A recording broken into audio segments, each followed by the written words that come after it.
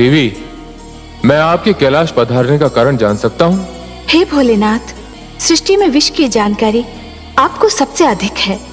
विष के प्रभाव को रोकना केवल आप ही जानते हैं। मैंने अपनी आंखों से आपको हलाहल पान करते हुए देखा था। हाँ देवी, पर विष के प्रति आपकी रुचि का कारण क्या है? हे नीलकंठ, दुष्ट हिरण्यकशिपु मेरे पुत्र प्रहलाद को विष भोजन में देकर मारना चाहता है। मारना चाहता है? किसी के प्राण लेने का अधिकार उसे किसने दे दिया? हिरण्यकशिपु किसकी सुनता है? वो मेरे वासुदेव का बैरी है और उसका पुत्र उनका परम भक्त। बस इसी कारण स्वर भानु के परामर्श पर कल प्रातः काल उस बालक के भोजन में विष मिलाने की योजना बनाई गई है। और विष इतना प्रभावशाली है कि जीभ से छूते ही मेरे पुत्र के प्राण पखेरु उड़ जाएंगे। विष से रक्षा आपका क्षेत्र है नीलकंठ, इसलिए याचना लेकर मैं आपके पास आई हूँ। देवी, आप कैलाश पधारकर सदा मुझ पर उपकार करती हैं, पर मुझे दुख होता है क्योंकि आपको कष्ट उठाना पड़ता है। आपको जब कभी मेरी सेवा की आवश्यकता हो, आप मुझे ही बुला लिया करें। मैं आपके स्वभाव से परिचित हूँ भोलेनाथ। मैं जानती हूँ आप कितने उदार, कितने महान हैं, किंतु विधान ये है कि प्यास व्याकुल करे तो प्यासे को ही झरने के पास जाना पड़ता है। परंतु देवी, मैं तो वो झरना हूं जो सदा प्यासे के पास जाने के लिए व्याकुल रहता है। इसीलिए तो सब आपको आशुतोष और दानी कहते हैं। दुष्ट हिरण्यकशिपु कौन सा षड्यंत्र रच रहा है मेरे पुत्र के विरुद्ध? माते, हिरण्यकशिपु अब स्वरभानु के परामर्श पर चल रहा है। और क्या परामर्श दिया है उस दुष्ट ने? सत्य कहा आपने माते, दुष्टों के परामर्श भी दुष्ट होते हैं। स्वरभानु ने परामर्श दिया है कि प्रहलाद के भोजन में विष मिला दिया जाए। जैसे ही प्रहलाद भोजन करेगा, विष के दुष्प्रभाव से वह दम तोड़ देगा। नहीं, ये असंभव है, ऐसा नहीं हो सकता। मैं उसे ऐसा कदापि नहीं करने दूंगी।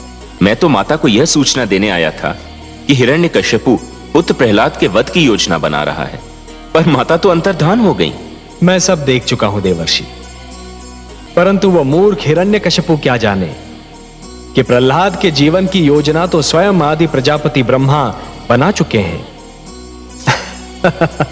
उससे तो केवल अपने जीवन के विषय में सोचना चाहिए देवर्षि।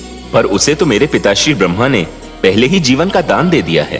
पात्र और अधरों के बीच यूं तो दूरी बहुत कम होती है देवर्षि, पर पात्र के अधरों तक पहुंचने के बीच बहुत कुछ हो सकता है ना?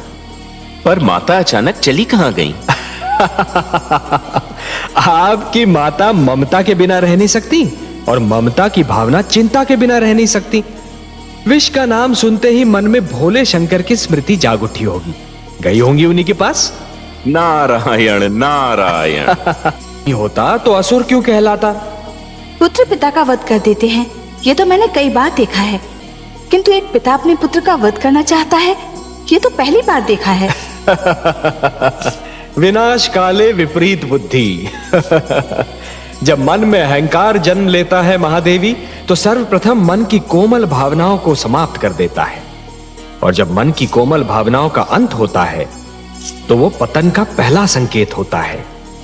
जिस प्रकार पत्थर की चट्टान पर पुष्प नहीं खिल सकते, उसी प्रकार कठोर हृदय में सुंदर भावनाएं नहीं रह सकती महादेवी। माता पिता का तर्पण जल के स्थान पर रक्त से कर रहा है। यदि ये परंपरा बनी तो मानव का क्या होगा, संस्कृति का क्या होगा?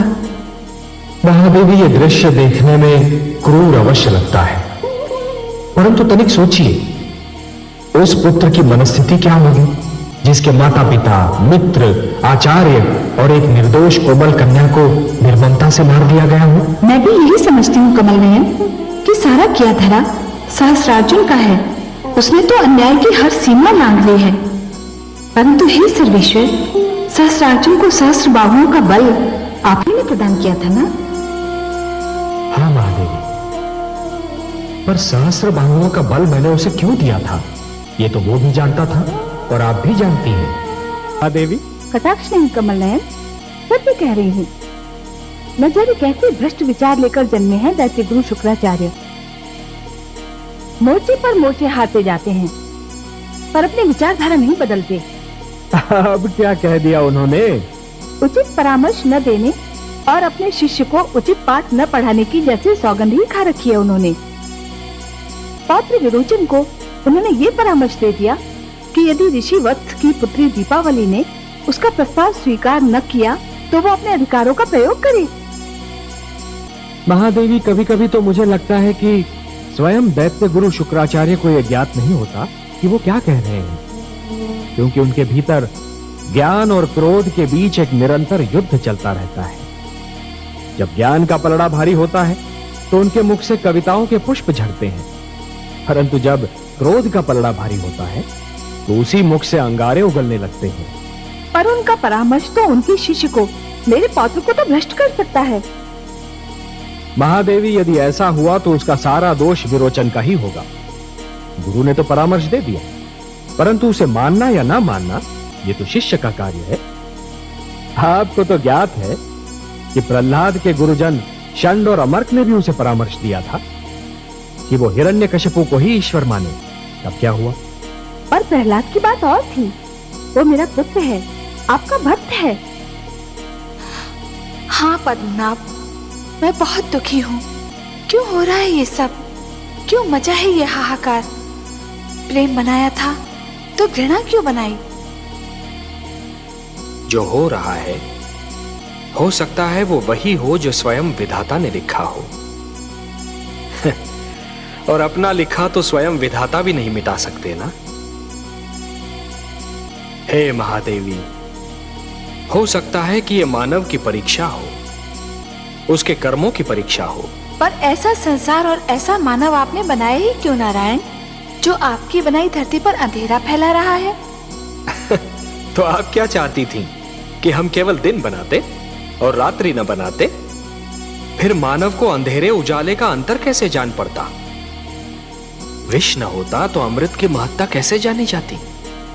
पुष्प के साथ कांटे न होते तो पुष्प के सौंदर्य को कौन जान सकता? पतझड़ न आती तो वसंत ऋतु इतनी सुहानी कैसे लगती? हमने मानव को बनाया है देवी। मानव इतिहास को बनाने का कार्य हमने अपने हाथों में नहीं रखा, वो तो उसी पर छोड़ दिया है। अभी तो उसे अपनी शक्ति का आभास हुआ है। इसी से उसे न्याय अन्याय, सत्य असत्य, धर्म अधर्म और पाप और पुण्य की जानकारी भी होगी। हमने बुद्धि दी है मानव को, विवेक दिया है उसे। और यदि मानव ने विवेक से कार्य नहीं किया तो? यदि धरती पर रात्रि इसी प्रकार दिन को निगलती रही तो?